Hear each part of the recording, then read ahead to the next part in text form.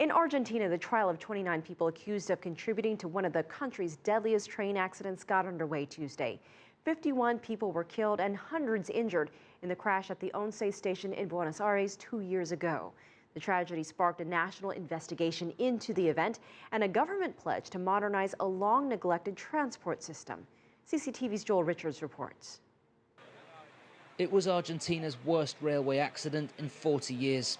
Injuries to more than 700, while 51 passengers lost their lives when the train arriving at Once simply didn't stop on February the 22nd, 2012. On Tuesday, families of the victims from the tragedy arrived at court for the start of the trial. Hector Zanotti told us that after losing his 36-year-old son, Pablo, he and his family decided to move away from Buenos Aires to try to start over. El día 22 de febrero son todos los días de estos 2 años. It has been the 22nd of February every single day in the last 2 years for us. We can't stop thinking about it, but we are happy that it has reached trial in such a short time. It is only 2 years in comparison to other tragedies that have happened in Argentina and have taken longer to come to trial. 29 defendants face charges, including the train's driver and former government transport secretaries Juan Pablo Schiavi and Ricardo Jaime. This trial will determine both the cause and the responsibility for the tragedy at Once. And while it will be a landmark legal case, it's also pushed forward major reform in the railway network in Argentina.